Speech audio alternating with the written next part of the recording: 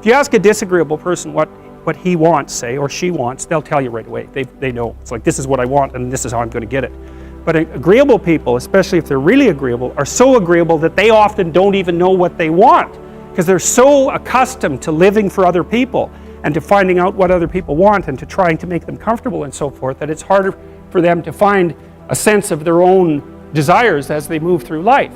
And that's not, look, there's situations where that's advantageous, but it's certainly not advantageous if you're going to try to forge yourself a career. That just doesn't work at all. And so, even though on average men and women aren't that much different in terms of their levels of agreeableness by the group, if you go out and you look at the extremes, they're very different. So all of the most agreeable people are women, and all of the most disagreeable people are men.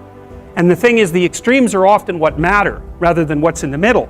And so one of the ways that's reflected in society, by the way, is there's way more men in prison. And the best personality predictor of being imprisoned is to be low in agreeableness. It makes you callous. Now you might think, well, what's the opposite of compassion and politeness? And the answer to that is, I think it's best sort of conceptualized as a trading game.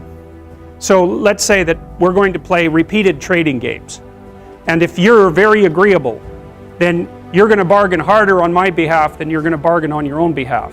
Whereas if you're very disagreeable, you're going to do the reverse. You're going to think, I'm in this trading game for me, and you're going to take care of your own interests. Where an agreeable person is going to say, no, at best this is, at worst this has to be 50-50, but I'd like to help you every way I can. One of the things you have to be careful of if you're agreeable is not to be exploited, because you'll line up to be exploited.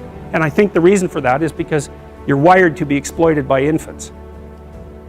And so that just doesn't work so well in that actual world. And one of the things that happens very often in psychotherapy, people come to psychotherapy for multiple reasons, but one of them is they often come because they're too agreeable. And so what they get is so-called assertiveness training, although it's not exactly assertiveness that's being trained. What it is the ability to learn how to negotiate on your own behalf. And one of the things I tell agreeable people, especially if they're conscientious, is say what you think. Tell the truth about what you think. There's going to be things you think that you think are nasty and harsh. And they probably are nasty and harsh, but they're also probably true. And you need to bring those up to the forefront and deliver the message. And it's not straightforward at all, because agreeable people do not like conflict. Not at all. They smooth the water. And you can see why that is in accordance with the hypothesis that I've been putting forward. You don't want conflict around infants. It's too damn dangerous. You don't want fights to break out. You don't want anything to disturb the relative peace.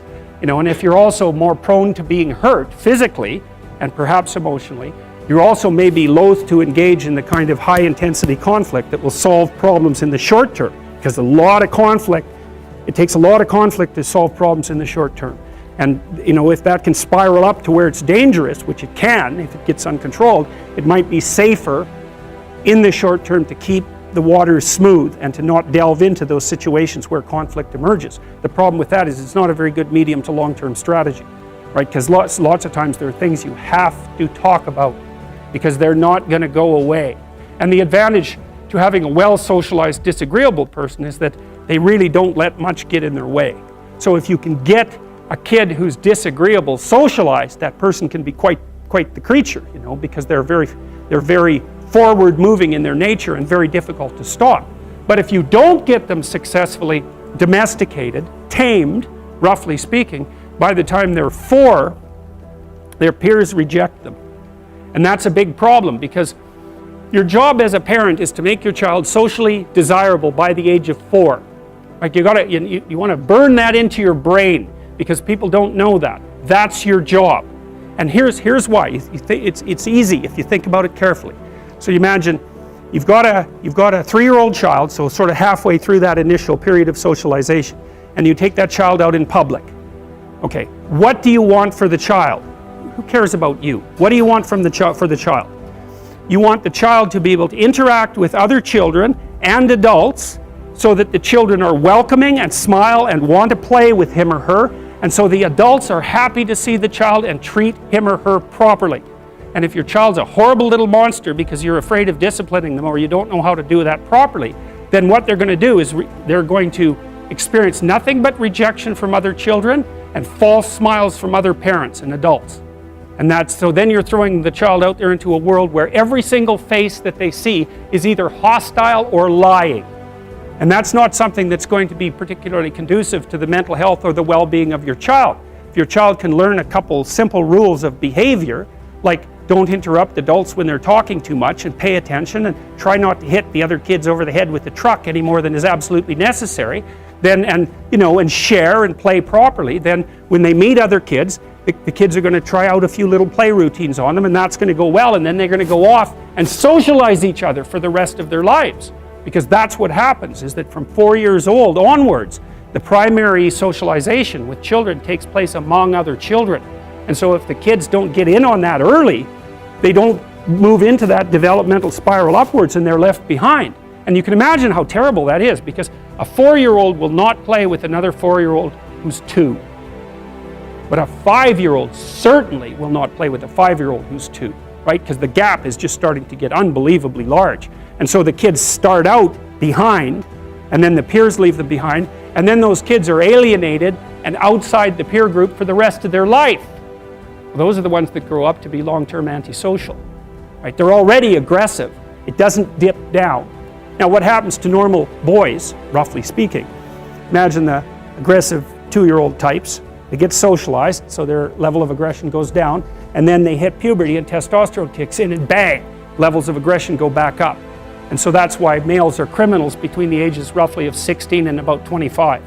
So, and it matches the creativity curve, by the way. It's so cool. If you look at the spike of creativity among men, 16 to 25, and it starts to go down, criminality matches that absolutely perfectly. So that's quite cool.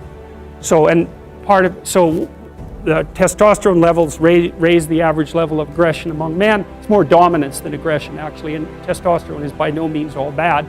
And then it starts to decrease at about age 25 or 26, which is usually when men stop staying up late at night, stop drinking as much, develop a full-time career, and take on the burdens and responsibilities and opportunities that are associated with a long-term partner and family.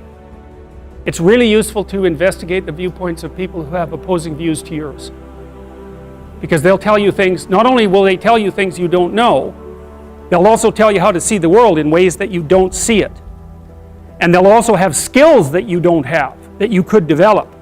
So for example, if you're an introverted person, it's very useful to watch an extroverted person, because the extroverted person has ways of being in the social world that aren't natural to you, that you can use to improve your toolkit.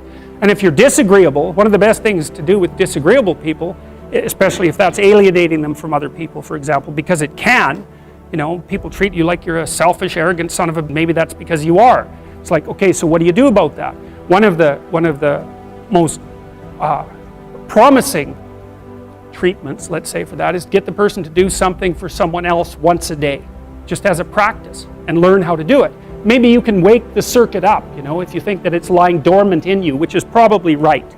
I think we have a very wide range of propensities within us. Some are switched on, genetic propensities. Some are switched on, but I think that if you put yourself in the right situation or walk yourself through the right exercises, you can switch some of these other things on as well. But it takes work and dedication and discipline. I would say, generally speaking, if you want to adapt yourself properly to life, you should find a niche in the environment that corresponds with your temperament. Right? You shouldn't work at cross purposes to your temperament, because it's just too damn difficult. But having done that, then you should work on developing the skills and viewpoints that exist in the space opposite to your personality, because that's where you're fundamentally underdeveloped. And that way I think you can extend out your temperamental capability across a wider range. And to me, that's roughly equivalent as bringing a richer toolkit to each situation. So if you're hyper extroverted, you should probably learn to shut up at parties now and then and listen just to see what's going on, to see if you can manage it.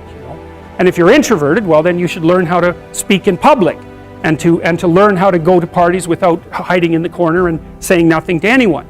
And if you're agreeable, then you need to learn how to be disagreeable so people can't push you around. And if you're disagreeable, you need to learn how to be agreeable so that you're not an evil son of a...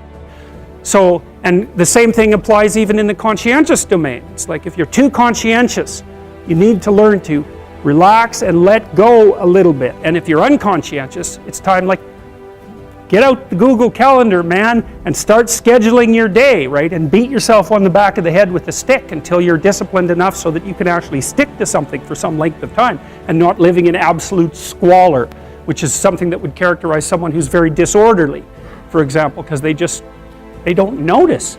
It doesn't bother them, disorder. It's like, maybe they can see it, but it doesn't have any emotional valence, and so it doesn't have any motivational significance.